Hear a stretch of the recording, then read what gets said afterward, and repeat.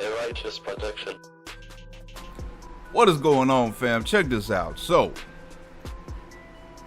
I didn't realize that I had not done the video on hit point ratio. I did personality trait. I did all the other ones. Thought I did this one. Saw somebody left a comment wanting to know about the hit point ratio.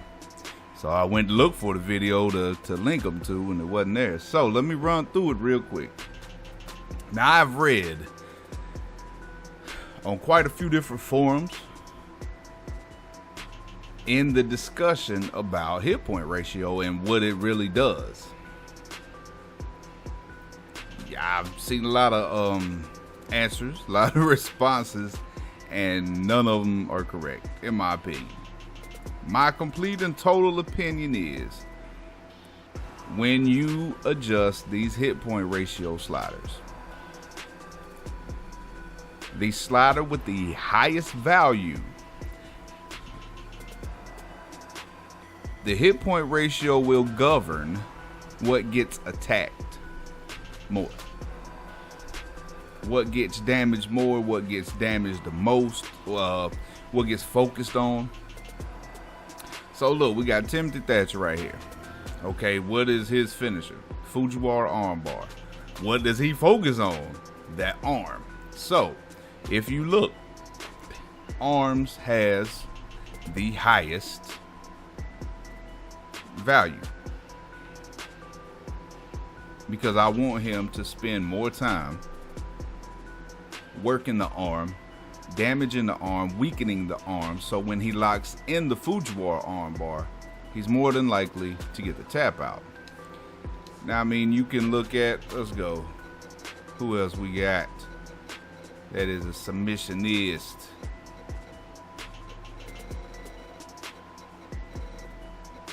And I mean, Becky Lynch, here you go. Some of the replies that I read about what people thought this did was hilarious. What do you think is going to get the highest for Becky? Arm, because she's going to be trying to set up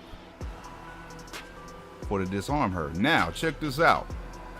You can, if you so choose, if you want to, you can run everything down and max out that one stat if you want to. I don't, because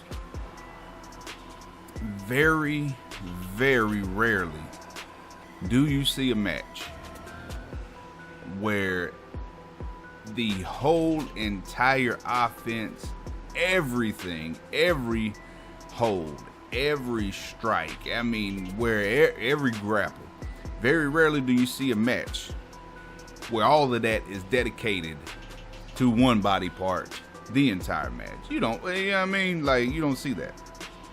So, while I want the limb or the body part that is set for the submission to have the highest value, I always give other body parts some value. A lot of time, like, she don't really work the legs. She don't really do leg damage. So there's always, not always, now I can't say always, generally there's going to be one out of the four that gets the minimalization. But like with her, Becky damages the head. Becky damages the body. And another thing you can do, if you want to know, if you want to go a little more in depth with how you want to set your hit point ratios, go through their moveset and see what moves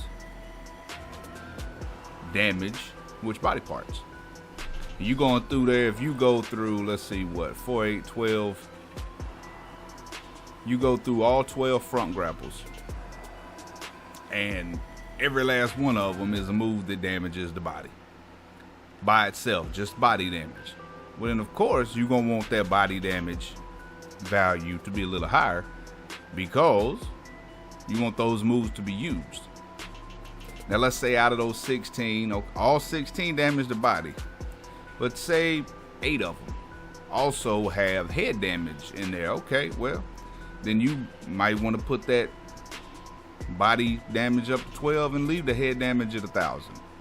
Or head damage at 8 and put the body up to 14. Well, hey, y'all see how I do my hit point ratios. A lot of the time you'll see the 14-14 split with the head and body a lot of the time. And you look at suplexes and stuff, a lot of them damage head and body. You know, sometimes you might have red on the body, yellow on the head, or vice versa. So, you know, if you really want to get a little more in depth at how you want to set your hit point ratios, look through the moveset, see what moves damage which body part, see which moves are used the most, and which body part takes the most damage. And see, I did a thing where I went through and I checked out different moves and how long it took different moves to maximum damage on certain body parts. Do you know what body part got damaged the most, the fastest? Body. Body got to that max the quickest. I had it all wrote down. It was like 12 moves or something, 12, 15. A lot of the other ones, head, arms, and legs, were around the 20, short 20 ranges.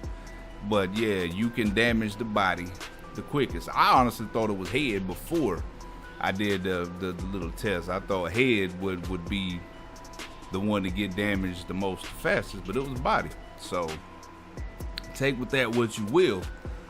But yeah, you want to maximize that, go through there, check the movesets out. Also, while I'm on the subject, damage recovery. Damage recovery affects the rate of hit point recovery. That damage recovery is speaking specifically to those body parts. So use that, especially if you use my settings and stuff. Say Daniel Bryan, okay, well, you know his head durability is like 60, 65, because he got them head and neck problems. So his damage recovery technically would be lower. So I mean, if you really want to go ultra super supreme realistic, you know, hey, do some homework and learn about it, and I'm telling you what to adjust, how to adjust it accordingly. But that's completely up to you. Y'all know for the sake of this game, because this game ain't real life, for the sake of this game, I keep a general baseline, not just for me, but for y'all, so you can build off of, one, for what you want, but two, so there's always some equality amongst the attributes. So there you go. That's hit point ratio. Hopefully that clears up some of the, misspeakings and just flat out wrong opinions about it. But that's what hit point ratio does. It governs your offense. Flat out. So hope y'all appreciate this. I know it was needed. I thought my bad, because I thought I did it, but I didn't. But check this out, man. For anybody that's watching this video, you are not subscribed to this channel, listen to me. I'm telling you, hit that sub button. I got everything you need to make your gameplay great. Not only that, I spend more time in these modes than anybody else, and I've honestly, truthfully figured out how stuff works to a certain extent. It's still a WWE 2K game, and only so much can be done. But hit that sub button for me, man. I got some great content for you. For all of y'all, smash that like button for me. If you got a notification, let me know. If you didn't get a notification, let me know.